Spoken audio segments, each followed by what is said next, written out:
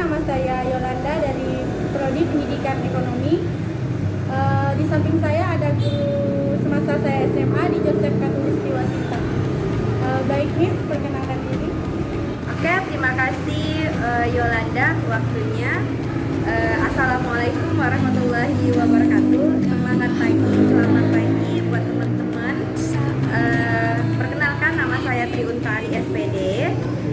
Saya adalah guru bahasa Inggris sewaktu Yolanda di SMA swasta Joseph Katulistiwa Sintang.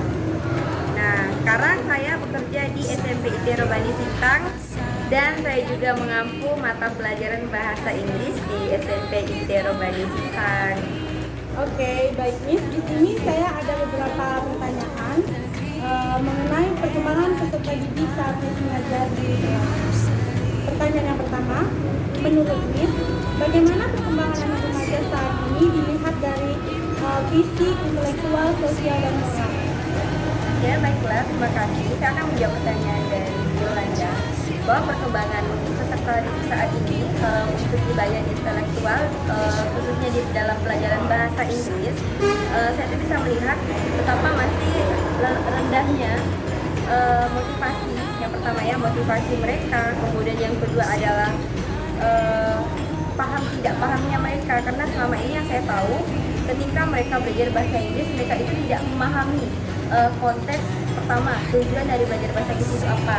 Kemudian yang kedua itu di bagian mengapa sih kita belajar bahasa Inggris. Padahal kan sudah kita ketahui bahwa bahasa Inggris adalah bahasa internasional. Jadi anak itu kalau misalnya tidak belajar dari dasar, itu sebenarnya akan mempersulit mereka ketika mereka menuju jenjang mungkin dari SD, SMP, SMA seperti itu. Nah, bagi saya kalau misalnya intelektual mereka mungkin bisa saja rendah ya, mereka juga bisa belajar dari dasar. Setidaknya mereka bisa gunakan media seperti YouTube, kemudian bisa dari sumber-sumber lain yang lainnya. Jadi seperti musik itu juga bisa menambah untuk mereka lebih termotivasi. Pertanyaan yang kedua Miss, apakah perkembangan anak remaja sekarang sudah sesuai dengan yang sebenarnya atau yang normalnya? Berikan penjelasan. Kalau untuk di sekolah saya, alhamdulillah anak seusia remaja itu mereka memang sesuai dengan normal, karena kalau pada di sekolah saya, kalau di sekolah kami itu menerapkan pada pagi hari itu mereka itu sebelum masuk mereka sholat duha dulu, kemudian setelah sholat duha mereka baru kembali ke kelas masing-masing. Nah, guna dari sholat duha ini adalah supaya anak-anak itu lebih mengingat terus akan ibadah seperti itu. Habis sholat duha kemudian dilanjutkan dengan tahfiz atau mengaji dan dilanjutkan dengan mapel yang lain-lainnya. Jadi nanti di situ kita tuh kepengennya anak-anak di sini kan kita ketahui sekarang teknologi ini sebenarnya sudah merajalela. Jadi teknologi itu tergantung dari anaknya.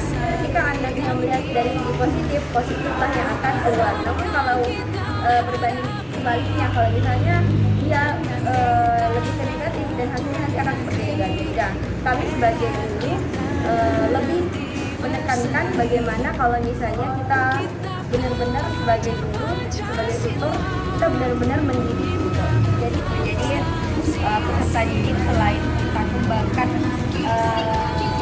akademiknya, kita juga harus sinkron, bahkan harus balance dengan yang keenam dimensi tadi, karena itu adalah salah satu bagian agar peserta didik itu bisa melewati fase ketika mereka melewati ketika mereka SMP, setidaknya bisa membantu mereka nanti ketika nanti ke jenjang lebih yang tinggi lagi. Mantap banget ya siswa gitu ya. Ya, alhamdulillah, karena banyak sekali program-program yang akan membantu untuk pembangunan. Dan di sana juga kami juga diajarin ada marketing, kemudian ada juga beberapa seperti kayak futsal dan lain sebagainya. Jadi kita akan cari potensi anak agar anak itu berkembang dari segi kurikulum, kemudian juga dari segi ekstrakurikuler, baik intrakurikuler juga seperti itu. Jadi itu juga membantu peserta didik agar dia lebih mampu mengembang dirinya, bakatnya kemana nih gitu. Kadang kan anak tuh ya ada yang dari segi akademik dan juga ada yang dari segi besar atau olahraga atau dalam bidang ceramah atau dalam bidang apa ya kayak public speaking gitu ya. Nah, itu kita gali. Jadi kita sebagai guru itu tidak hanya mengajar gitu ya. Kayak dulu kan kita tuh taunya gurunya itu catat datang duduk catat gitu ya. Sekarang Yang selanjutnya Miss, dari pengalaman Miss mengajar, bisa ceritakan bagaimana Miss menemukan remaja dengan kasus yang berat terkait masalah dalam menyesuaikan diri pada perkembangan. ya saya pernah mengalami satu kasus yang saya berat, yaitu ada banding saya itu ketahuan ngerokok.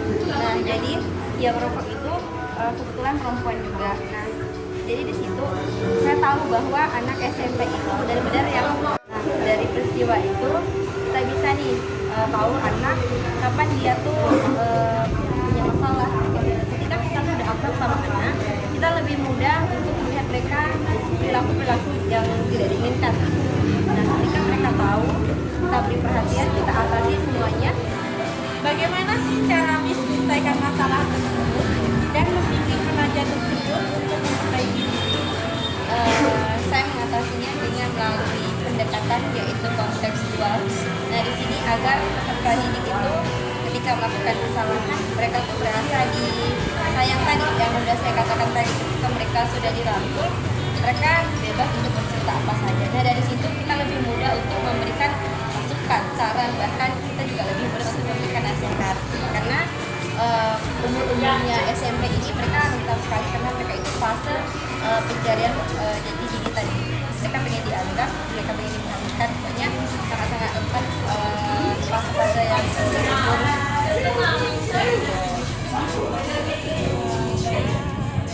Berarti kalau SMP ini masih mencari jati diri yang begitu sangat mendalam, Iya, belum kenal. Iya, itulah proses lagi coba-coba. Bisa Miss ceritakan apa saja bentuk bimbingan kepada siswa baik kelompok besar maupun kelompok kecil atau individu untuk membantu mereka memahami perkembangan mereka yang seharusnya. Kalau untuk dalam kelompok kecil, nah itu kita bisa atasi dengan melakukan panggil satu-satu siswa atau peserta didik itu menghadap kita. Jadi di situ kita kayak ada sesi curhat-curhatnya. Nah di situ kita lebih mudah untuk menyampaikannya. Kalau kelompok besar, kita bisa juga mungkin dalam satu pertemuan itu bisa dua anak. Kalau bisa nggak usah rame-rame, walaupun dia tuh punya masalah, misalnya biasa ada geng ya. Misalnya ada 8 anak, gengnya 4. Nah itu kan rame-rame. Jadi kita atasi dengan kalau bisa tuh orangnya itu berdua. Karena kalau cepat atau langsung semuanya kita gabung itu kayaknya kurang positif karena yang namanya udah masuk ke dalam ranah negatif atau kayak apa ya, dan hal itu tuh kita harus menjaga privasi karena kalau banyak khawatir anak-anak itu yang lainnya akan muncul karena itu aman sih, karena yang namanya masalah anak kalau bisa jangan sampai positif teman-teman yang lain karena itu juga berdampak pada psikologis anak ketika jadi bahan ejekan. Yang selanjutnya Miss, terkait perbedaan individu, bisa Miss ceritakan bagaimana Miss memberikan pelajaran dan proses mendidik ke siswa yang memiliki perbedaan bakat, minat, kemampuan, dan latar belakang yang berbeda-beda. Nah itu kalau di awal pembelajaran kami akan melakukan asesmen berkognitif kognitif. Di situ kami bisa melihat di awal pembelajaran kami membagikan angket. Nah angket itu isi kayak gaya belajar anak seperti apa sih? Nah terus seperti apa sih yang mereka inginkan dalam proses pembelajaran itu dan mereka itu minatnya apa sih?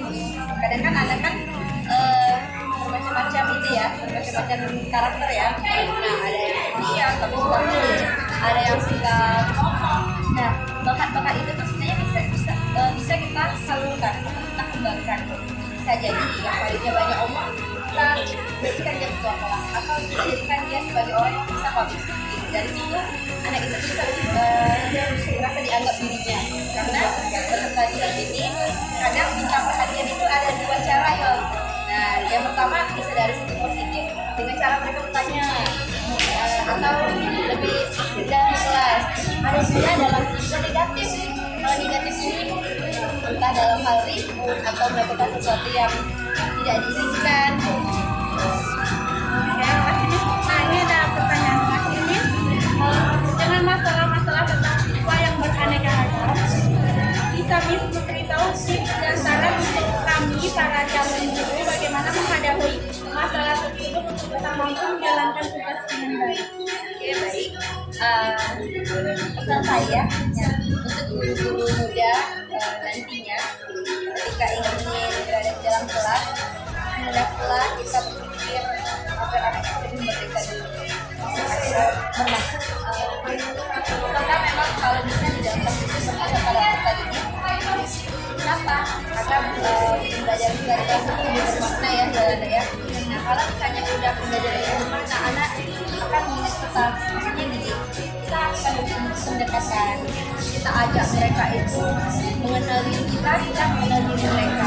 Nah, dalam satu kelas kan biasanya ada 20 siswa. Dari situ macam-macam karakternya. Kita dalam setelah kita sebagai anak tadi kita analisis.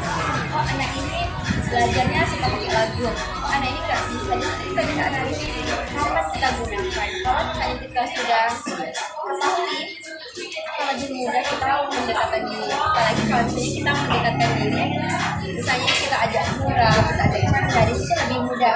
Karena ketika kita dekat dengan peserta didik itu akan mempermudah kita dalam mengajar.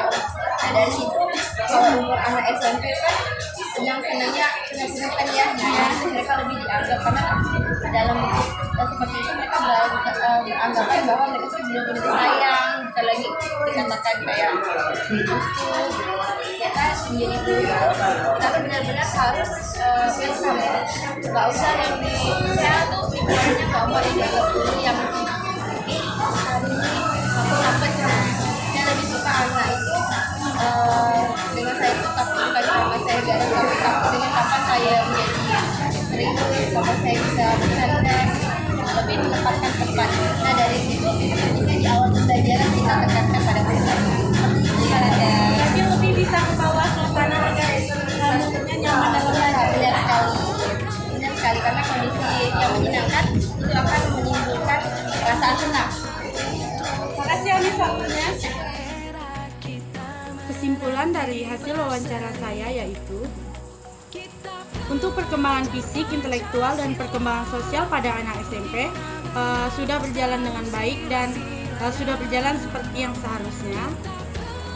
Namun pada usia SMP mereka belum mengenal jati dirinya sendiri dan sebagai seorang guru kita harus bisa mengarahkan dan memberikan bimbingan agar mereka bisa lebih mengenal dirinya sendiri atau passionnya kemana. Misalnya seperti olahraga dan musik. Anak tersebut menyukai olahraga tetapi dia masuk musik, itu kan tidak nyambung. Jadi kita sebagai guru harus bisa mengarahkan supaya mereka masuk ke bidang yang mereka minati dan mereka ahli dalam hal tersebut.